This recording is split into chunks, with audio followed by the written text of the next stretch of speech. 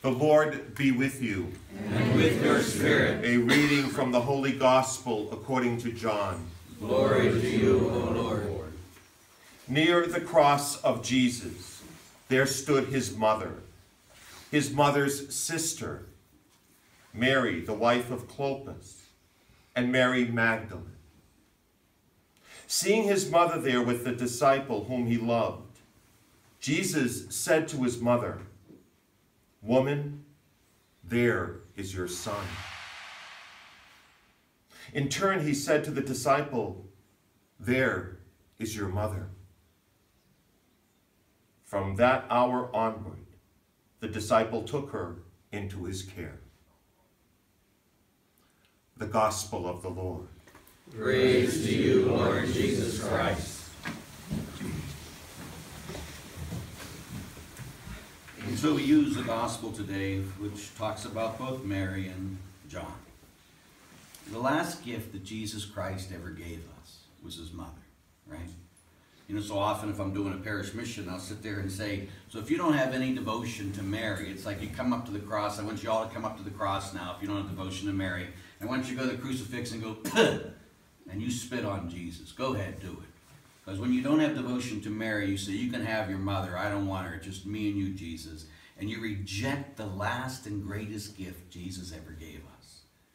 And then John, of course, who always represents the whole church in the gospel, took Mary into his care.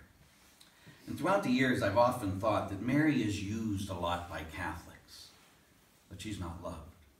She's our divine rabbit's foot we pull out when we need something. Oh, Mary, our mother, please, you got to take care of me. Please, please, please. And every time we go to her, it's always gimme, gimme, gimme, gimme, gimme, gimme, gimme, gimme, gimme. That's not taking Mary into our care. That's using Mary. We need to take her into our care and love her. She's always used, but may she always be loved by us. You know, I told you a little bit about my family. My mother had me at she got married at 17, had me at 18. And I was baptized on her birthday, April 17th, 1960. It was also Easter Sunday. My mother, this little 18-year-old girl who just turned 19 that day, went and she took me and she went before the image of our Blessed Mother and she gave me away to the Blessed Mother right after I was baptized. She knew what kind of boy I'd be, so she got rid of me at the beginning. She gave me to the Blessed Mother. And Mary took me, And when she took me, I always knew it was Mary that took me by the hand and says, "Here, I want you to know my son." And so when I had my first Mass, I had it with Carmelites. My family wasn't even there. And these Carmelites are fully cloistered. And right after I had my first Mass, I knelt over in front of an image of Our Lady of Mount Carmel.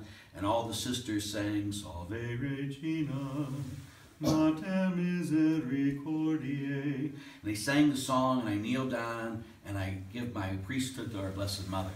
And every year on my anniversary, April 21st, 22nd, my anniversary, April 22nd, my anniversary of priesthood, I go back to the Carmelites. I kneel after communion in front of Our Lady of Mount Carmel, and they sing Salve Regina, and I give my priesthood back to Our Lady. And of course, it's what I wear this for, is to show I'm a slave of Jesus through Our Lady, through the consecration. That we need to be people who are slaves of Jesus through Mary. That if anyone says they don't need Mary, they make themselves greater than Jesus Christ. Because Jesus, by the divine will, needed Mary. He needed her in his humanity. So if you say, "I don't need Mary," you say, "I'm greater than Jesus Christ. I don't need her." He needed her, but I don't. Trust me.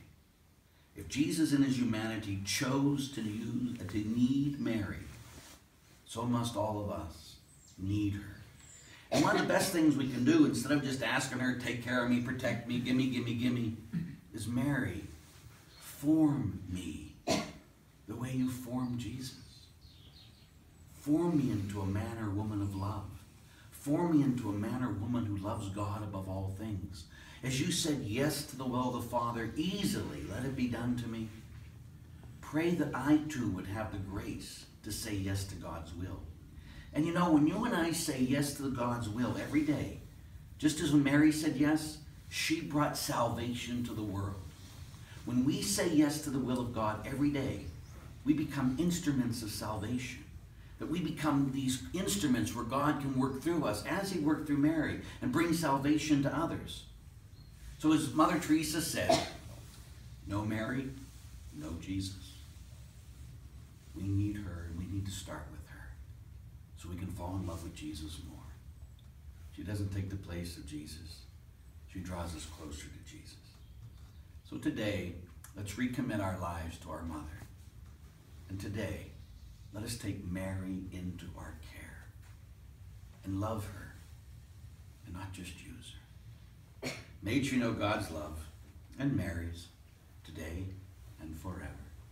Amen. Amen.